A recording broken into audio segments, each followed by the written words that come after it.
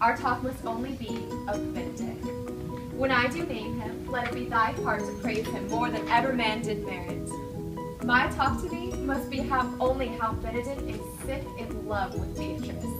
Of this matters, little Cupid's crafty arrow made that only wounds by hearsay. Now look, for like a lapwing, Beatrice runs close to the ground to hear our conference. The pleasantest angling is to see the fish cut with her golden oars the silver stream and greedily devour the treacherous bait. So angle we for Beatrice, who even now is couched beneath the woodbine coverture. Fear you not my part of the dialogue. Then go we near her, that her ear lose none of this false sweet bait we lay for it. No, truly, Ursula, she is too disdainful. I know her spirits are as coy and wild as tigers of the rock. But are you sure that Benedick loves Beatrice so entirely? So says the prince and my new betrothed lord. And did they bid you tell her of it, madam? They did entreat me to acquaint her of it, but I persuaded them, if they loved Benedick, to wish him wrestle with affection, and never to let Beatrice know of it. Why did you so? Does not the gentleman deserve as full as fortunate a bed as ever Beatrice did couch upon? Oh, God of love, I know he doth deserve as much as may be yielded to a man, but nature never formed a woman's heart of prouder stuff than that of Beatrice. Disdain and scorn ride sparkling in her eyes, misprizing what they look on, and her wit values itself so highly that to her all matters else seem weak. She cannot love, nor take any shape nor project of affection. She is so self-endeared. Sure, I think so. And therefore it is best that she does not know of his love, lest she make sport at it. Why, you speak truth! Ow. Okay. I never yet saw man. How young, how noble, wise, how rarely featured. But she would spell him backwards. If fair face, she would swear the gentleman should be her sister. No, not to be so odd and from all fashions as Beatrice cannot be commendable. But who dare tell her so? If I should speak, she would mock me into air. Oh, she would laugh me out of myself, press me to death with wit. Therefore let Benedick, like covered fire, consume away with sighs, waste inwardly. 'Tis a better death than to die with mocks, which is as bad as die with tickling. Yet tell her of it. Hear what she will say. No, rather I will go to Benedick and counsel him to fight against his passion. And truly, I'll devise some honest slander to sting my cousin with. One doth not know how much an ill word may poison liking. Oh, do not do your cousin such a wrong. She cannot be so without true judgment, having so swift and excellent a wit as she is praised to have, that she would refuse so rare a gentleman as Signor Benedick. He is the only man of Italy. Always accepted, my dear Claudio. Oh, I pray you be not angry with me, madam. Speaking my fancy, Signor Benedick, for shape, for bearing, argument, valor, goes foremost in report through Italy. Indeed, he hath an excellent good fame. His excellence did earn it ere he had it. When are you married, madam? Why, every day tomorrow. Come, go in. I'll show you some attire and have that counsel on which is the best to furnish me tomorrow. She is limed, I warn you. We have caught her, madam. Oh, like... If it proves so. If it proves so, love goes by halves. Some Cupid kills with arrows, some with traps.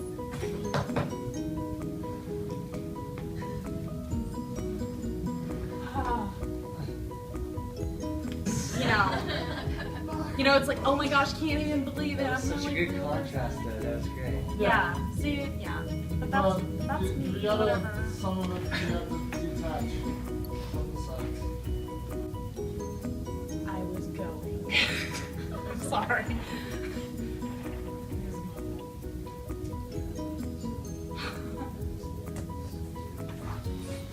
What fire is in my ears? Can this be true? Stand I condemned for pride and scorn so much? Contempt farewell, and maiden pride adieu. No glory lives behind the back of such. And Benedick, love on! I will requite thee, taming my wild heart to thy loving hand. If thou dost love, my kindness shall incite thee to bind our loves up in a holy band. Say thou dost deserve, and I believe it better than reportingly.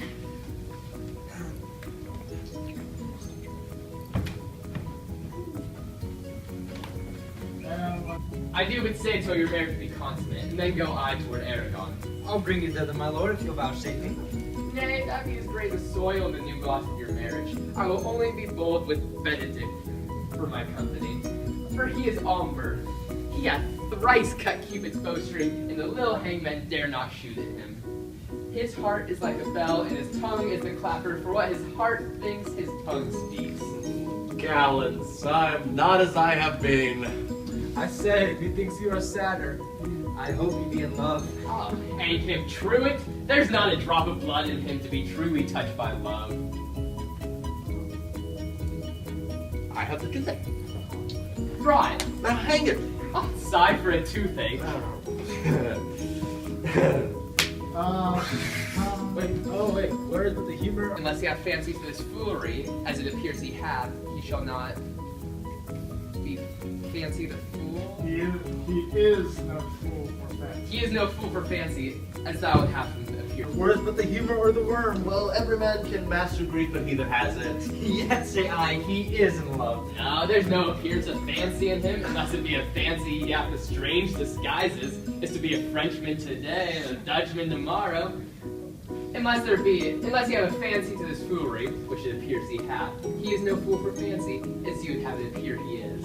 If he be not in love with some woman, there's no believing old signs. What should this be? He appears younger than he is. And sprays himself with a civet. Can you smell him out? That's as much to say the sweet youth's in love. The greatest Nova is his melancholy. And when does he want to wash his face? There to paint himself, for the which I hear what they say of him. And his jesting spirit, which is now crept into loose strings, is now governed by Pause. stubbles. Because we need to get this line right, because you just made it mean something different. Okay. You need to have the nay but his jesting spirit, which is not crept into a low string and now governed by stops. Nay, but the jesting spirit, which is now. For my dear brother, I think he holds you well, and in dearness of heart, I have hoped to effect your ensuing marriage. Surely suit ill spent, and labor ill bestowed. Why? What's the matter? I come here to tell you.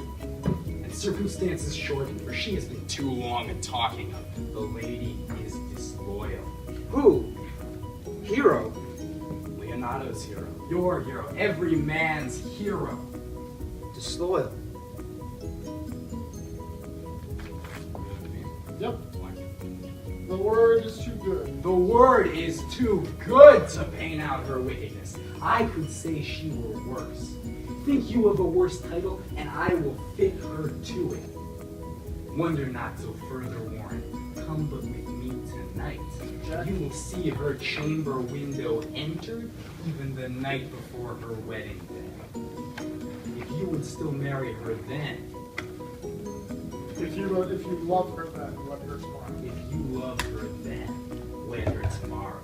But it would better fit your honor to change your mind. If I see anything. Nope. Fine. May this be so? May this be so. I will not think it. Fine. If you dare not, If you dare not, trust. if you dare not trust, you just give me the end of the phrase. If you dare not trust that you see. If you dare not trust that you see, confess not that you know. Sorry, man, this is 3 times 1 line, which means repeating time. Yes! Sorry. Trust what you see, confess best not that you know. Project. If you will follow me, I will show you enough.